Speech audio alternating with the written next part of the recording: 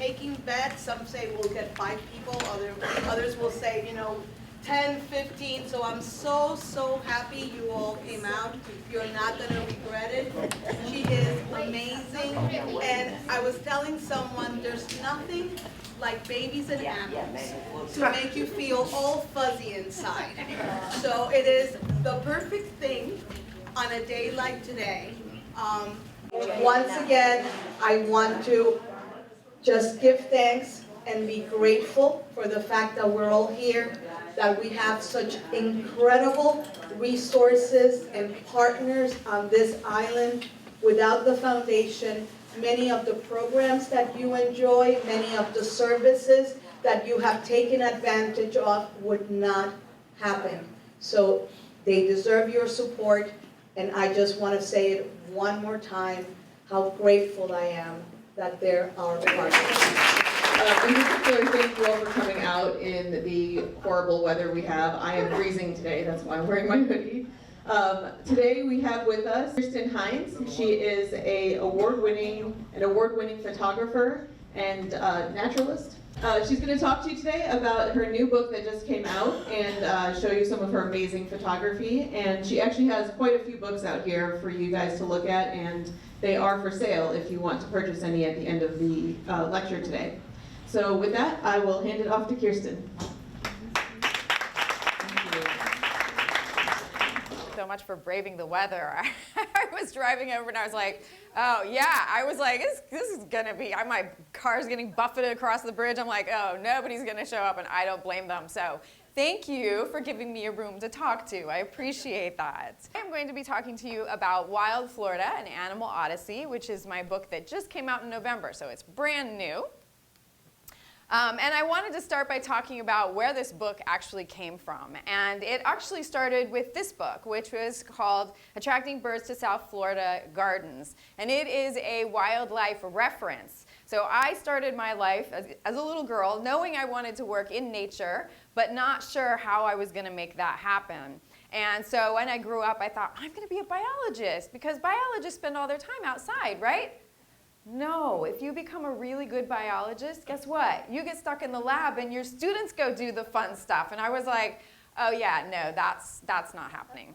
So I finished my master's degree. I went out to travel around the world. And as I was leaving, my friends gave me my first ever camera. And it was this tiny little digital point and shoot.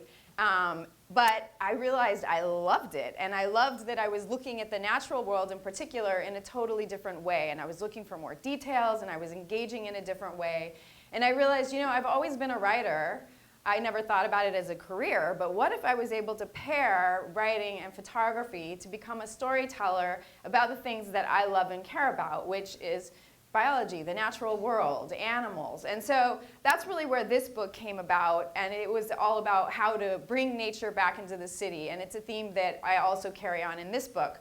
But the other reason this really is the precursor to this book is because, several years after it came out, I was at a Florida Native Plant Society conference selling my book and selling my photography, and the editor who had acquired this book came over and she said, I just love your photography. I would really like to publish another book by you. Would you be willing to pitch us an idea? And I was like, well, sure. And up until that point, most of the things I had photographed were birds. And so I'm thinking, okay, what kind of a bird project can I propose to her? And then she said, but no birds. We just acquired a bird book, so we don't need another bird book. And I was like, oh, okay. So I went home, I did a little bit of research, and I quickly realized that there was no comprehensive good photography book on Florida's wildlife that covered everything and really made the natural history of Florida accessible to the general public. I feel like largely people think of Florida as being just this tropical state, and we have a lot of alligators and we have a lot of wading birds, but that is about as much as people think about it. And I will confess that when I started this project, I too was kind of in that camp, not intentionally. I was like, I've worked as a biologist and a photographer here for nearly 20 years. Surely I've already got what I need. But what I didn't realize is how different North Florida and Central Florida were.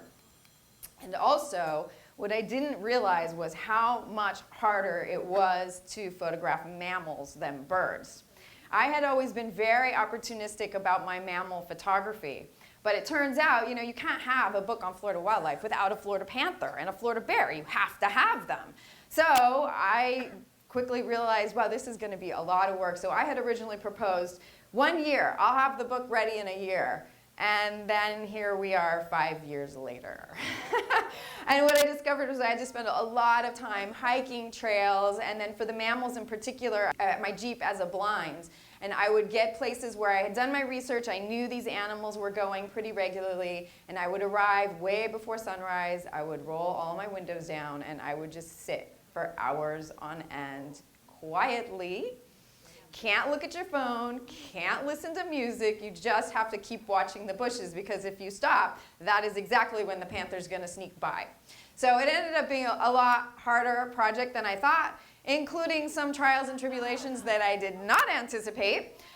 This was in the Panhandle, and on my map it said, this is a road, and you're almost at the highway on the other side. And I'm looking at it, and I said, well, it looks a little bit dodgy. But, it just looked like mud, and it was only later that I realized this was a Blackwater riverbed in the dry season, and it never fully dries. So here I am in the Panhandle in the middle of a state forest. There's nothing near me. And I'm trying to call, and the reception's going in and out, and I'm trying to call tow companies, and they're like, you're where? Oh, no, we don't get there. We don't go there. Our equipment will get stuck. And I'm like, yeah, but I'm stuck. Like, what do I do? And finally, one of them took pity on me, and he said, let me call around. And he finally calls me back, and he said, try the sheriff's office. And I was like, okay. So I called the sheriff's office, and sure enough, they sent out several pickup trucks with all these big strapping men and winches on the front, and they had me out in no time. And there was one woman among them, and she came over, and I was like, I feel so bad. I mean, how did I not notice? I mean, it was on the map. And she was like, oh, honey, don't feel bad at all. These guys are so thrilled to be saving the damsel in distress.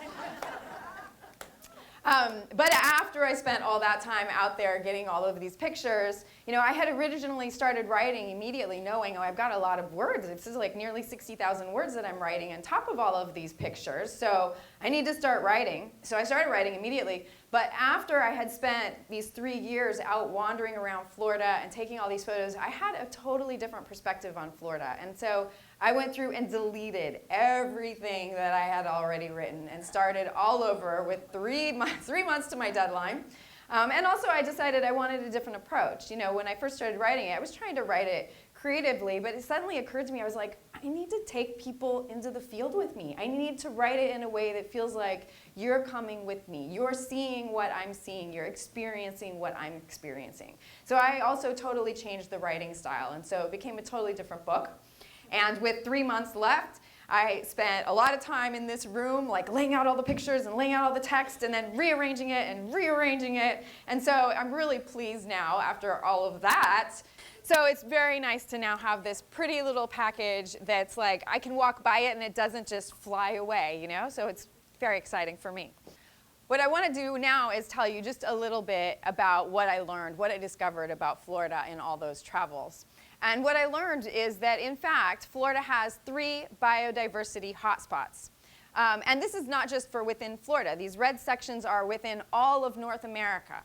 And the top one you see in the Panhandle, that is actually a temperate biodiversity hotspot, meaning to say that for its landmass, it has a higher number of reptiles, turtles, plants, fish, all kinds of different animals that are temperate species, but that are all concentrated in this little area in the Panhandle.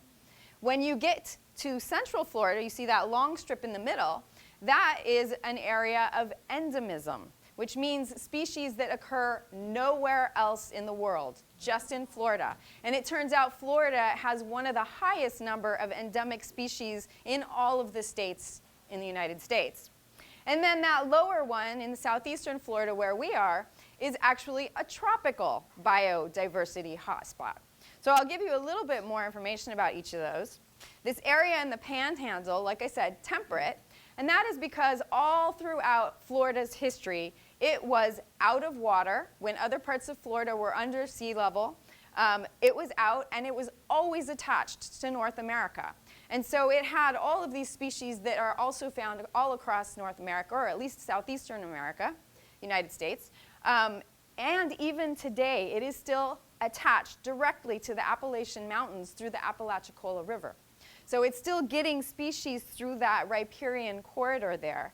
And so it turns out the Appalachian Mountains are the global epicenter for salamander diversity. And guess what? Nearly all of Florida's salamanders are found in the Panhandle and not beyond the Panhandle, just there. So it's a different type of habitat. We also have things like beavers in that area, which when I told my friends down here, so I'm going to go take pictures of beavers in Florida, and they were like, you got to be kidding me, right? There's no beavers in Florida. And I'm like, no, there are. And sure enough, by the time I got to Tallahassee and I was sitting in city parks looking for these beavers, everybody knew which city parks had them and where the lodges were and where to find them.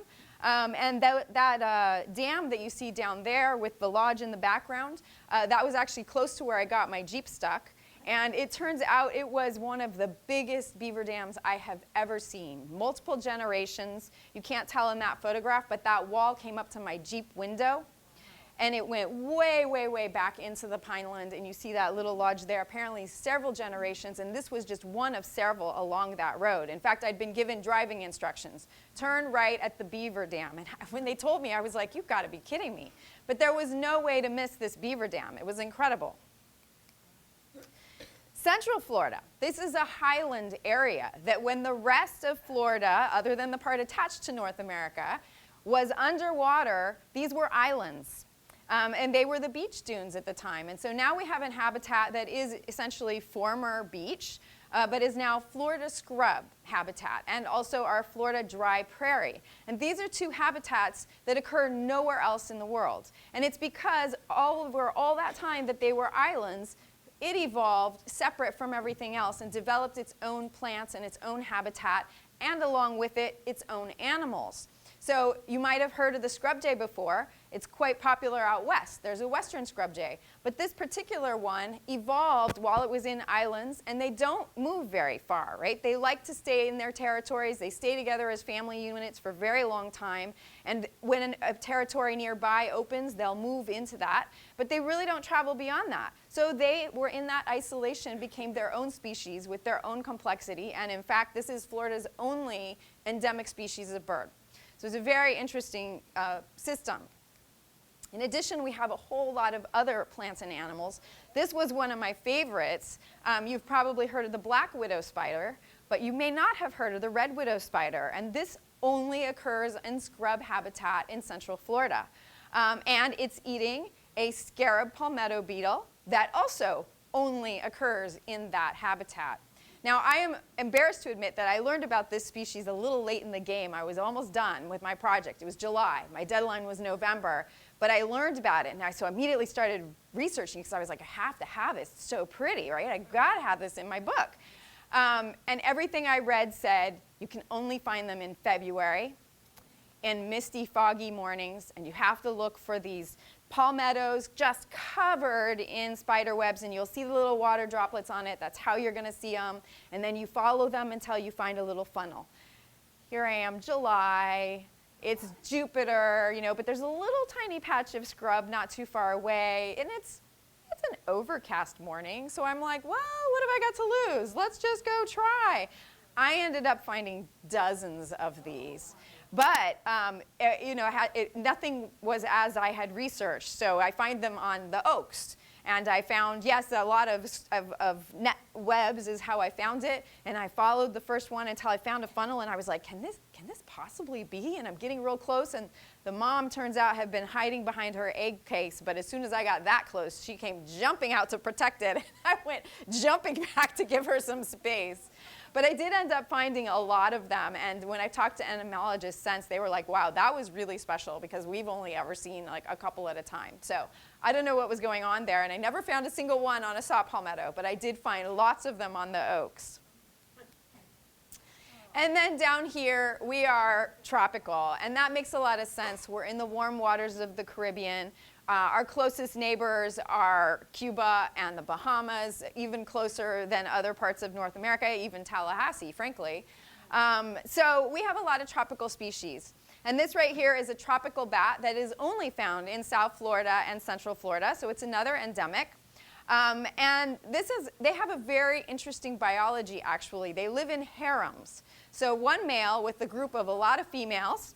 And it turns out, they thought there were very, very few of them. But we've had advances in acoustic surveillance technology. So they've been able to monitor and realized, this was Zoo Miami working with Bat Conservation International. They've done surveys all across Dade County, and they've learned that even in the densest part of Miami, urban Miami, these guys are living there.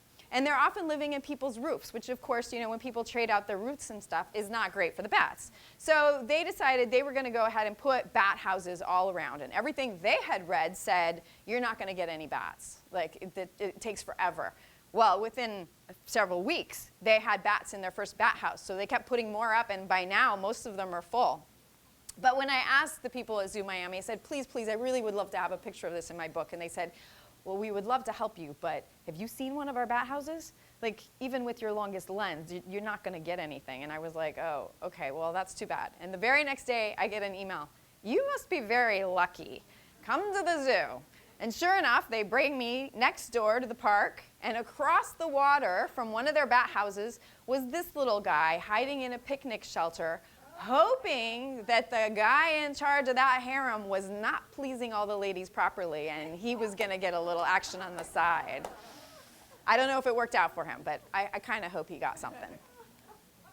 And of course, the farther you go down into the Keys, the more and more it looks like the Caribbean. And by the time you get to Dry Tortugas, which is 70 miles west of Key West and about the same north of Havana, it truly looks like you're in the middle of the Caribbean. White sand beaches, sea turtles nesting, turquoise waters, and we also have lots of tropical birds that nest only there within the continental United States. Things like the sooty tern, which is in fact why Dry Tortugas became a national park in the first place. They were trying to protect this really impressive breeding ground.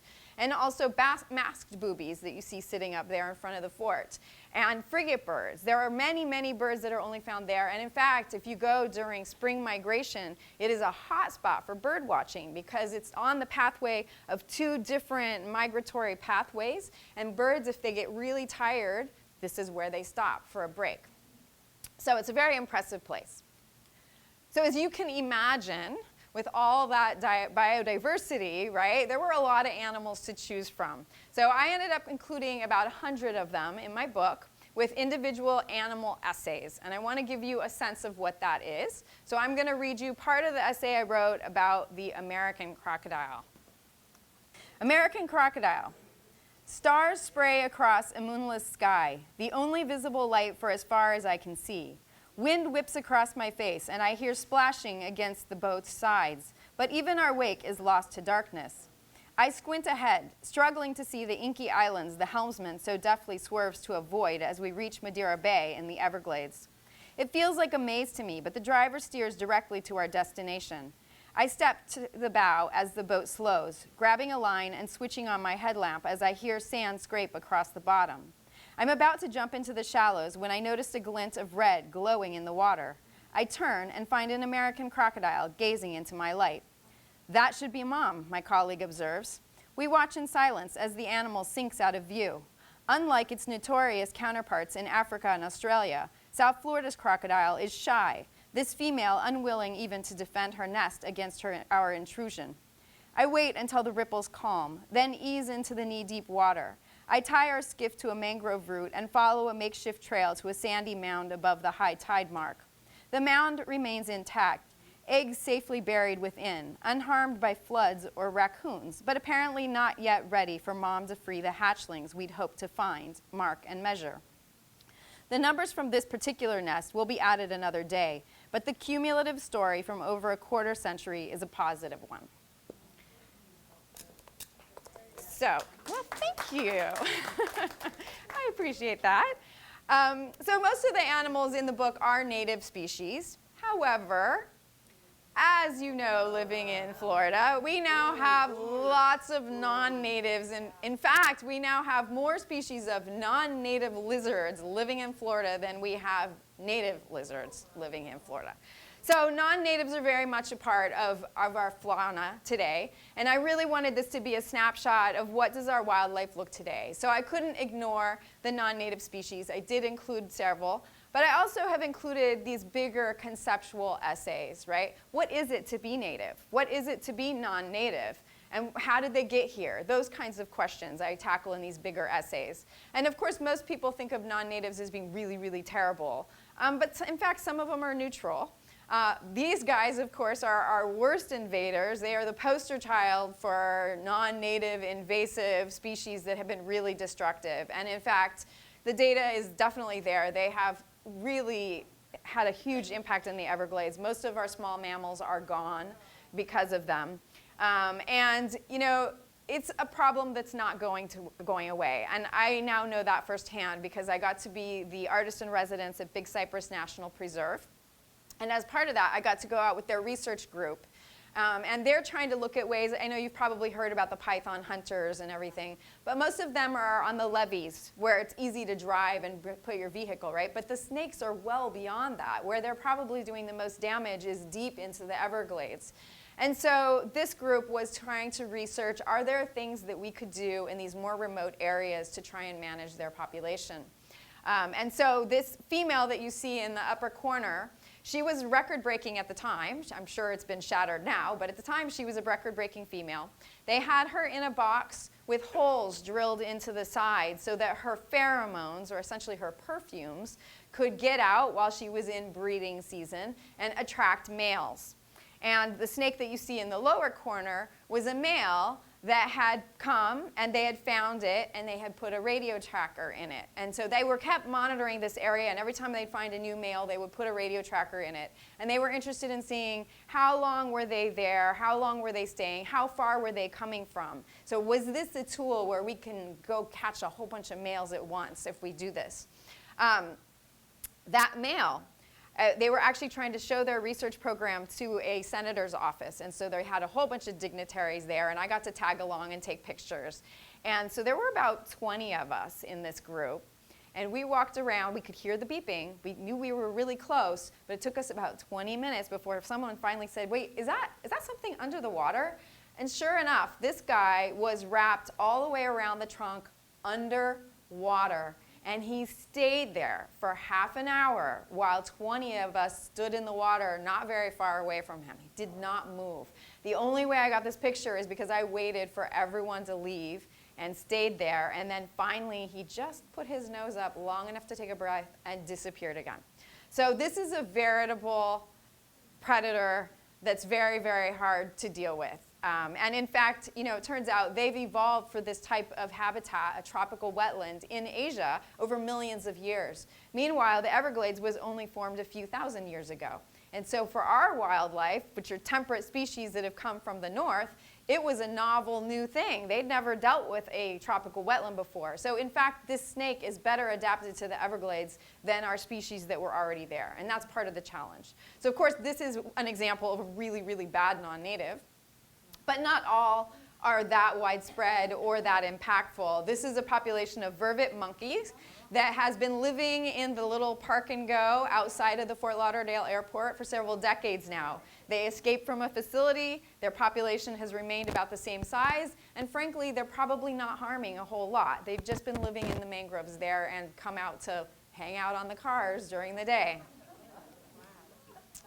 And of course, living down here, we all know that Florida has a whole lot of tropical species. So I talk about where our tropical species come from. And you know, a lot of them came either by air, by swimming, or in the case of snails or reptiles, they may have rafted, especially during storms. This little snail is only found in South Florida and Cuba. So it's very likely that one was on a log during a hurricane that washed over here, or probably more than one, to become established. But they got here on their own, and most of our tropical species are like that. They either flew or swam, or are little animals that probably could have gotten blown or rafted across.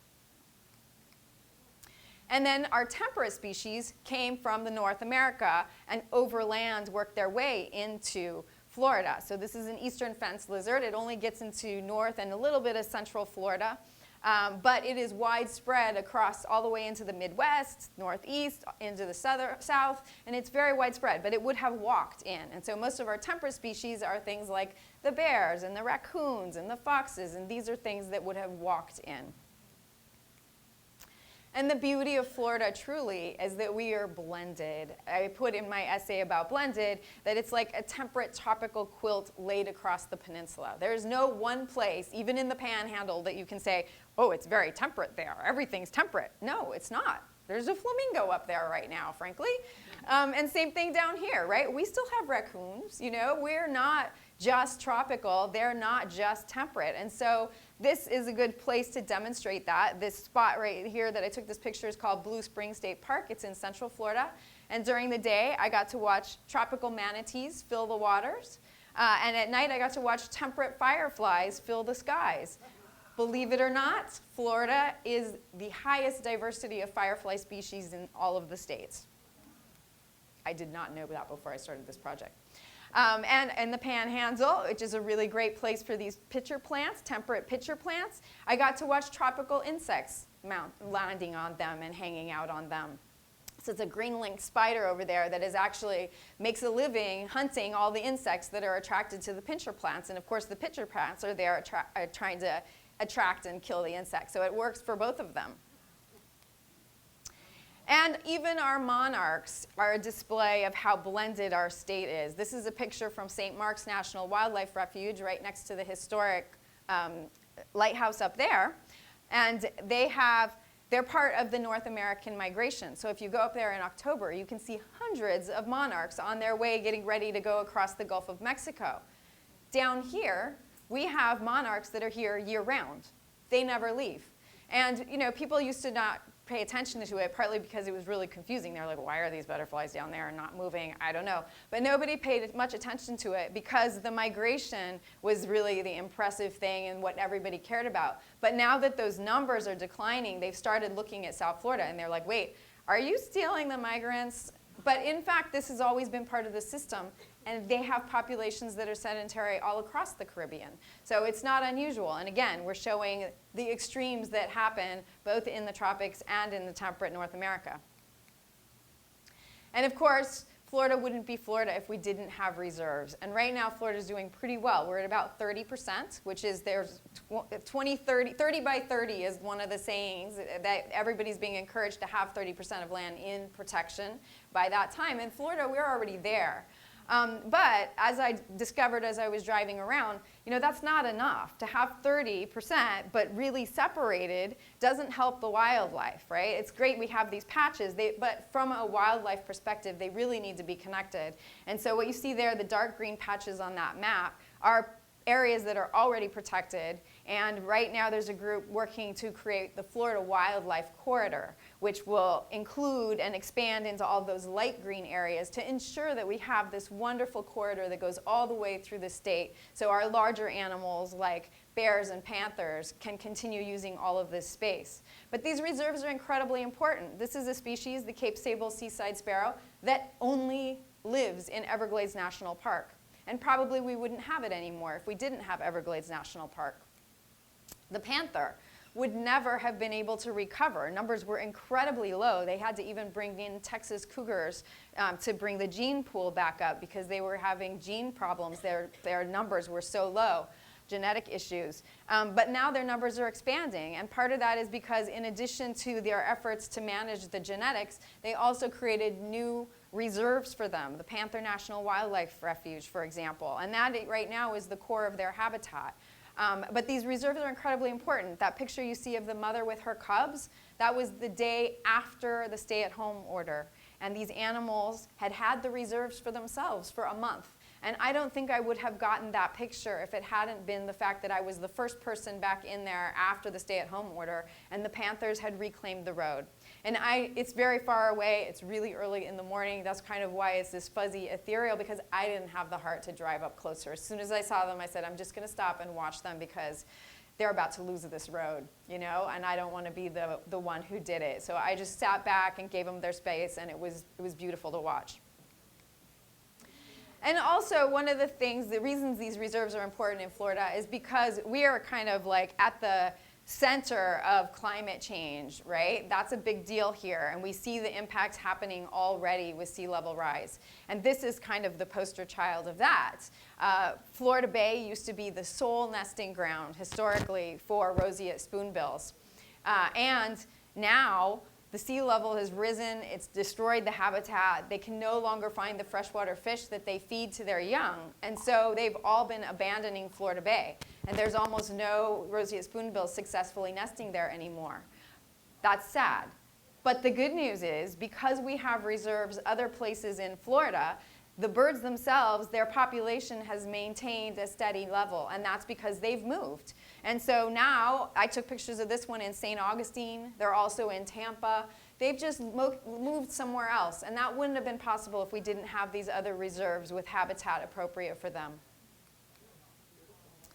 And from my perspective, the real hope for Florida is coexistence, right? My first book was about how do we bring nature back into the city. And this book also, I'm trying to encourage people to think about coexistence. And for me, bears ended up being the best demonstration of this. When I first started the project, everybody said, just go to Ocala National Forest, you'll get tons of bear pictures. And I was like, excellent.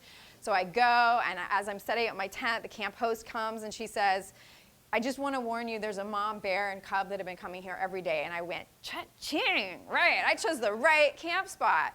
But guess what? They never came. I went hiking that first morning, and I swear to you, there was a bear in the bush right there, but I waited and waited, and it never came out. And so it ended up being 2.5 years of me trying to get bear pictures unsuccessfully. What you see up there is I had found one area where there were fresh tracks every morning, every evening, fresh tracks. And I was like, oh, I'm getting this bear, totally getting this bear. I went out and bought myself as close to camo as I could find in there. It was like a remote area. I went and got cover scent. I even had to call my husband. I was like, okay, this is a little overwhelming. Do I want to smell like an acorn? Do I want to smell like soil? Or maybe fox pee? Is that real? Like, I don't want to smell like fox pee. So I settled on soil, but I can tell you that did not smell like any soil I have ever smelled. It was disgusting. But I doused myself in it, and I sat there for days on end, and there was nothing. No bear, no bear, no bear. And I'd leave for 5 minutes to go grab something, and I'd come back, and guess what? There's fresh tracks. Turns out bears have an incredible sense of smell. And so they knew I was there. They didn't believe the cover scent, didn't smell like soil. Of course they weren't fooled. I wasn't fooled, right? So ultimately, I found Golden Gate Estates is a place outside of Naples where the bears are coexisting with people in their yards. And so a woman there said, why don't you come? I've got bears coming into my yard. And at first they evaded me there too. She's like, once a week. I'd go stay for 10 days at a time and they wouldn't come. And then the day I'd leave, they'd come. I was like, okay, I'm taking this personally. But finally, I had 1 month to the deadline, and I said, I'm sorry, I'm moving on to your patio for the month, if you don't mind. And she was like, very gracious, yes, of course, you can come stay. But while I was there, word got out, and somebody else said, well, I get bears in my yard multiple times a day. Why don't you come here? So he let me drive my Jeep into his backyard and do my blind thing, put all the windows down. And the very first night, it was already dark, but a bear came out. And of course, I took hundreds of pictures of it because I was like, what if this is it? This is the only chance. And of course, they're all just black blobs, right? It was nothing I could have used. But the very next morning, I went really early, and a bear comes out. And within moments, I'm watching bears have sex in front of me, right outside my window. And I was like, oh my goodness. And several months later, I was able to go back to the woman's yard where she had a mother that later that same day she had called me, the mom's on her way, come. And she hadn't had her babies yet, but this was a few months later while my book was being reviewed. I got to change out some pictures after the review. And she was in the yard with her cubs, and she reared them there. And it was a beautiful example of coexistence. They had this wildlife-friendly yard. They didn't mind the bears. They didn't mind the cubs. And they were safely coexisting in the same space. And that's really the hope for Florida, because we are not going to not have people. But our wildlife is so incredible and so special, it would be a shame. And also, everything that keeps those wildlife healthy keeps us healthy, too. We really rely on the same thing. So it's important that we keep Florida in a way that the wildlife survives, because that means it's also healthy for us to survive. And of course, people actually make a big difference, not just in allowing wildlife in their yard, but there are some species that would be extinct today if it weren't for people intervening. The red wolf, in fact, there was a time we had the Florida wolf, and it was a black version of this. It was an all-black red wolf. But people were scared of predators, and so people killed off the Florida wolf. And the red wolf was on its way to disappearing when they finally intervened. And we still now have some. They've started a breeding population. They've been introducing them to St. Vincent Island just off the Panhandle. So they wouldn't be here at all if people hadn't finally said, oh my gosh, they're disappearing, let's do something. Strauss's swallowtail. This is a butterfly that really only occurs from Biscayne National Park down into the Keys. And again, it was disappearing. There were almost none. And people intervened. They helped restore the forest. And they've been reintroducing them into the wild. Miami blue butterfly, another one that they actually thought was extinct and then was rediscovered on a dune. And they've been actively managing and trying to restore habitat and get their populations back up. Florida grasshopper sparrow is another one in the central dry prairies. The prairies are disappearing. This is a bird that doesn't move very far. It nests on the ground. It would not be here today if people had not intervened to help them and to put numbers of them back out. Captive breeding programs are what have been keeping all of these alive. And some of you may have heard of the Miami tiger beetle. It's been at the center of the dispute around Miami Wild and them trying to destroy the pineland around the zoo. And you know, everybody, you might have heard, oh, but it's just a parking lot.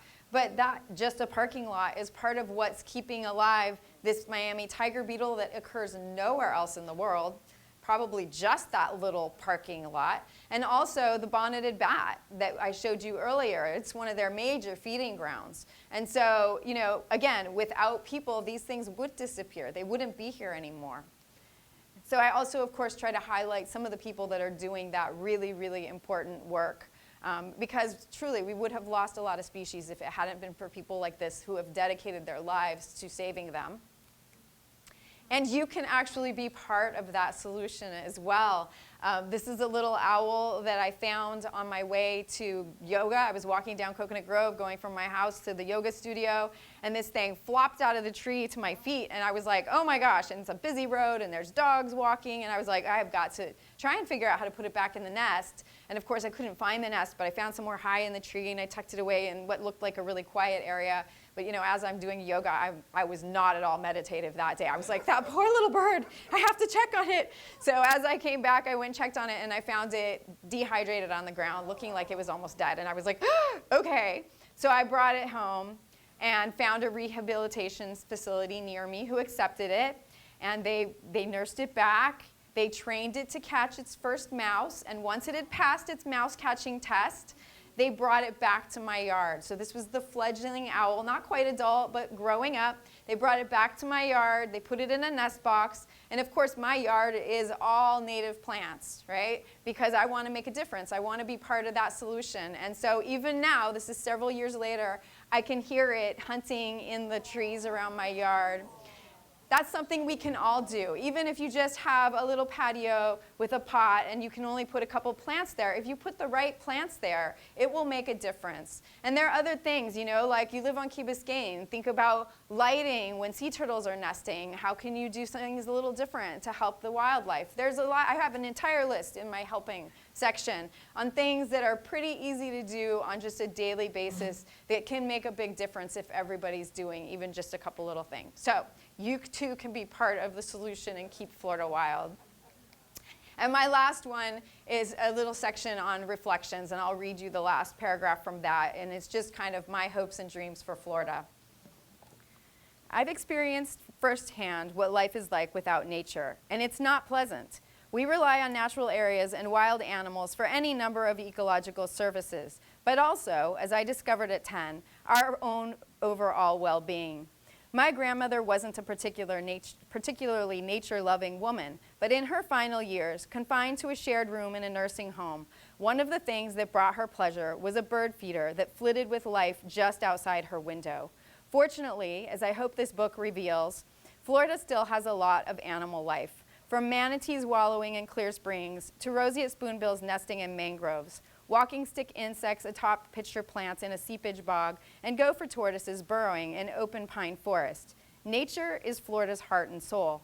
With a little foresight and strategic planning, people can continue flocking to Florida to walk its beaches, snorkel its reefs, fish its waters, kayak its springs, and view its unique array of animals for many generations to come. It is my enduring hope that Florida will always have its wild.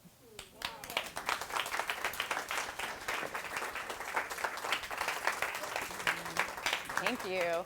And I am on a book tour since my book just came out, and I don't know people in a lot of these cities. So if you do, please tell them that I will be there.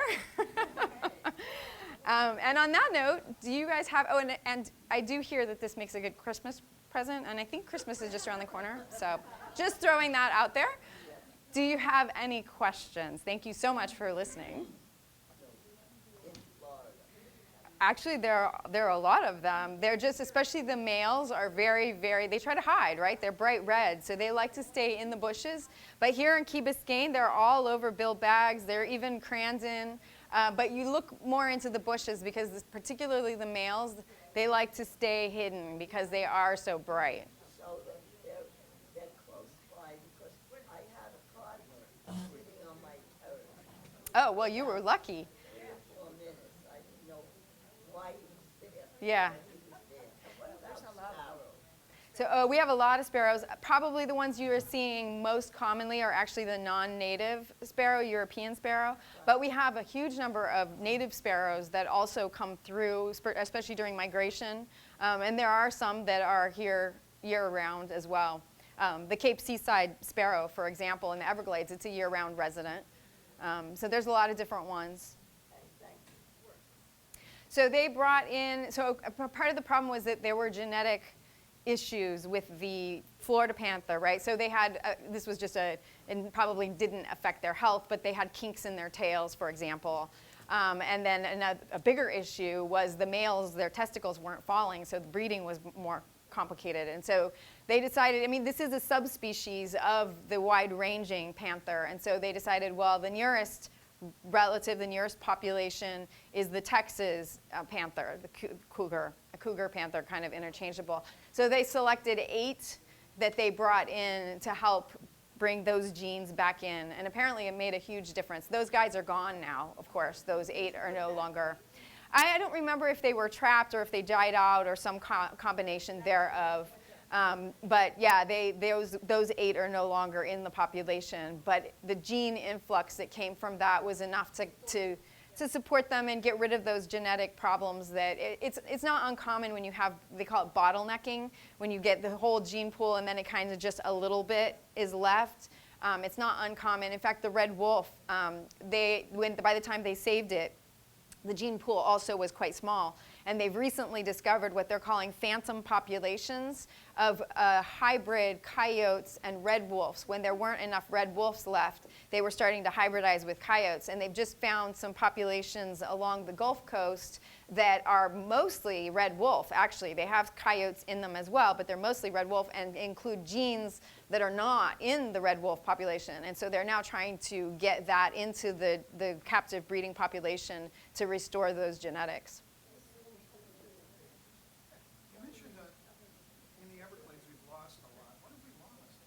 Oh, yeah, rabbits is a very big one. It used to be you would drive, especially rabbits, deer, even cotton mice. You know, you used to be able to, hispid cotton rat, sorry. You used to be able to see them popping up and down as you drive by. And, you know, now you really just don't. And part of the concern also is, like, now that there's so few mammals left, are the pythons going to shift to wading birds and start decimating our wading bird populations as an alternative food source?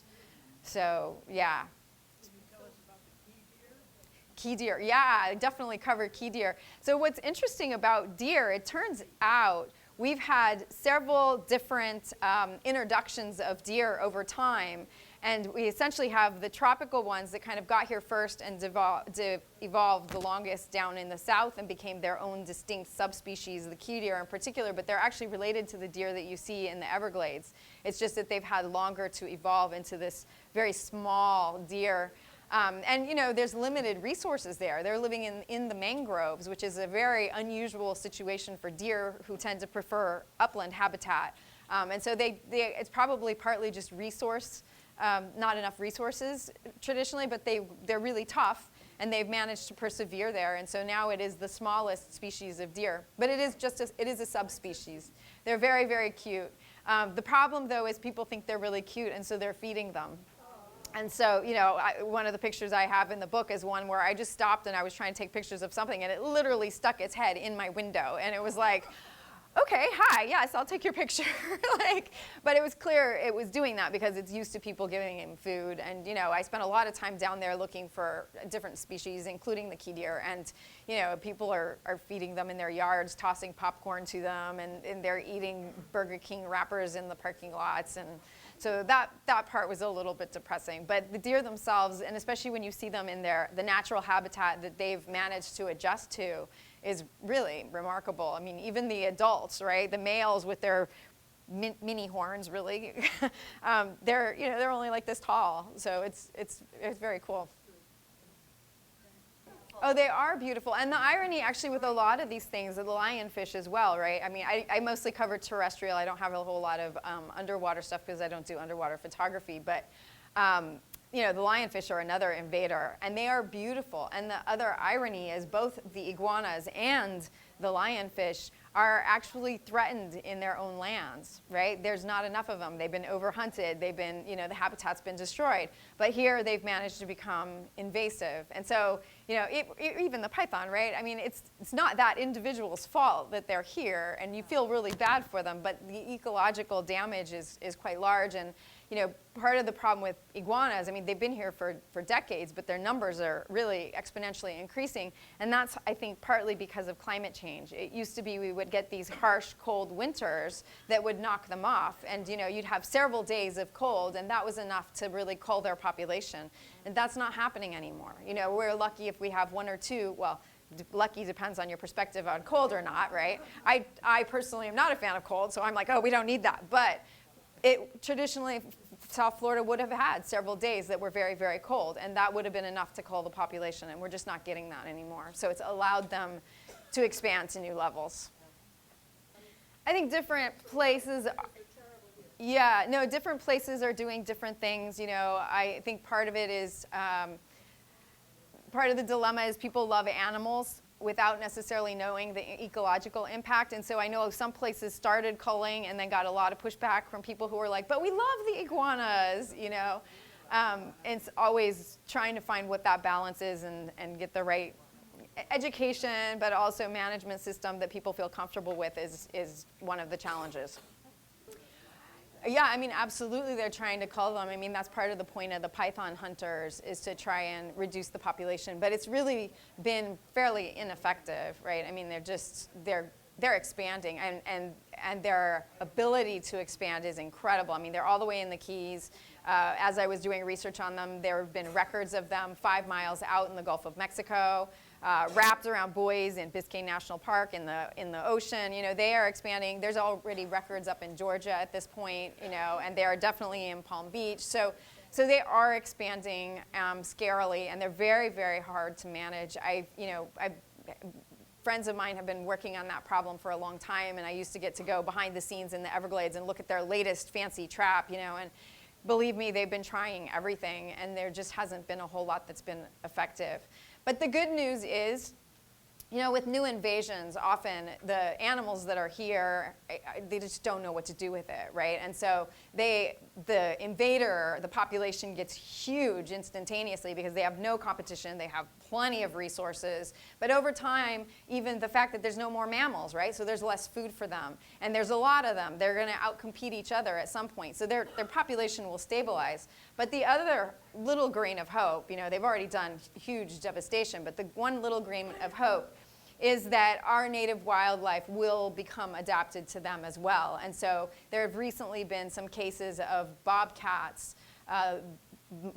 fighting mother pythons to raid the nest and eat the eggs, and literally battles between bobcats and pythons, and the bobcats are winning sometimes. So there's, little grains of hope, and Mother Nature has an amazing resiliency, right? I mean, the last book I did before this one was the history of Everglades National Park, and to see how altered that system was, right? And how many of these things, like the alligators and the crocodiles and even the wading birds, their numbers were so incredibly low. And that was partly because of what we did to this system. But flash forward to today, and we are rectifying that. We're able to go in, we're giving it water flow, we're returning it, and the system is rebalancing, and things are coming back. So I think nature also deserves its credit, right? We need, we need to assist, because this is one of the things that we've done. But all Mother Nature needs is a little bit of help, and it will come back, right? And it can do that. And we probably will have a different fauna moving forward, but hopefully it will still be a balanced fauna, and it will still be uniquely Florida. I think for the most part they tend to be fairly neutral as far as their impact. I'm not entirely sure. It might vary with certain species. How much do you cover that in your book? Yeah, I mean, I don't talk about all the individual species of parrots, but absolutely. But I do talk about non-natives in general and what kinds of, destruction or not, And one of the dilemmas with a lot of these things, we really just don't have data, right? So peacocks are a good example of that. A lot of neighborhoods have peacocks. And some neighbors absolutely hate them and think they're really destructive. Some neighbors think, no, they're beautiful and they're wonderful and I love having them in my yard and I'm going to feed them. And so there's a whole lot of disputes, right? But we don't have data.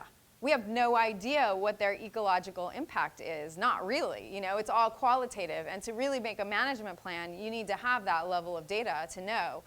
The good news about most of these things, the peafowl and the parrots as well, a lot of them are actually constrained to the urban areas, and they're not in the natural areas, which is, of course, one of the dilemmas with the pythons, right? They are very much in our natural areas. But the things that are in the urban areas, it's such a changed landscape anyway, are probably not having a huge impact on Florida's ecology overall. And so I don't talk about it specifically in the book necessarily, but I am talking about those issues and those concepts. And I do have an essay on peacocks where I do bring that up. It's like, what do? We need data. And also one of the dilemmas with the non-native species, right? We have so many. It turns out Miami is like one of the major hubs for importing for the pet trade.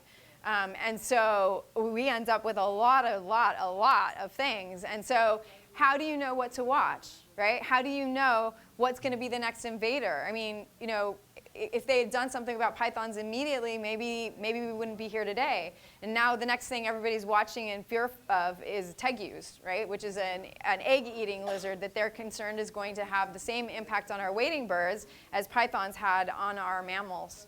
So. There are some neighborhoods that have breeding populations of tegus. Oh yeah, no, they're here. They're here. Tegu. It's another kind of lizard. Yeah, very big, large, aggressive lizard. They kind of look like monitor lizards. Really, really strong jaws. Like they can take your thumb off. Yeah. With the full-grown ones, they can be very aggressive too. I've seen people that have them as pets, and they can be really docile as a pet, but the wild ones can be super mean. Yeah. Yeah. I was also just going to make a comment because you brought up the peacocks. Is just something that I just kind of noticed, and it may not even be accurate, but I've seen wild peacocks in India, and they are loud. And anything that sets them off, one of them starts like screaming, and then any other peacock within earshot will start yelling and screaming.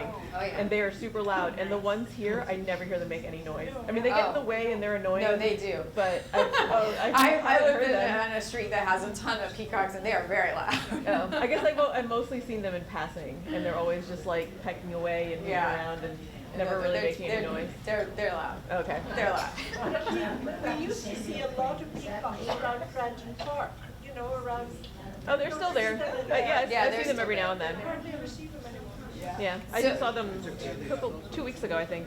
Yeah. So I had a question here about sandhill cranes. So sandhill cranes, actually, you guys have a population on Crandon Park, which actually was from a pair of injured birds. We actually have two subspecies in Florida. We have the Florida sandhill crane that is here year-round. The bulk of them are in Central Florida, but we do have a population that lives outside of the Everglades as well. The ones you have here was a Florida subspecies, but it was injured, and it kind of got nursed back to life in Crandon Gardens, and they just never left. So it's been multiple generations from that particular family, and they live there all year round, but they're kind of their own family group. More traditionally, you would see them in Central Florida or more around the Everglades. But we also get migrants that come through in the winter, and this happens with a lot of our birds. Maybe you noticed in the winter, the vultures, numbers of vultures are way, way higher, and that's because species that live, we have year-round populations, but then in the winter we get migrants coming from the north and spending the winter with us as well. And that's what happens with the sandhill cranes too. We get much higher numbers in the winter because we get flocks coming from the north. I actually bumped into that original pair when they had their first babies. Yes. They had twins. Yes, I bumped into them once too, and I didn't even know they were there. And I was jogging in the back, and this bird comes at me, squawking and flying, and I was like, woo, okay. They're very large. Your space. Yes, they are very large. They're very large. Board research, universities, whoever. I participate in, like right now is Christmas bird count, and all that data goes to the Cornell Ornithology Lab, and is actually open for any researchers that want to use it anywhere. So I participate in that, but in general, I'm frankly a terrible counter because I like to sit and watch, and I'm too much of a perfectionist. I want to count the exact number, and especially with large flocks of birds, you're supposed to just get, okay, this is the pattern, and there's 5 here. How many do I think are here? I can't do that. I'm a terrible counter. So no, most of my stuff, unless I see like, a tag that I photographed, a lot of bands, they want data on that bird. If I have that information, I will submit it. I do participate in Christmas bird counts, but in general, most of what I'm doing is just kind of, learning and taking pictures and trying to disseminate that information, but not necessarily working with researchers. All right, well, thank you all so much. I will stay up here if you have any individual questions or if you want to look at books or, just chat. Thank you.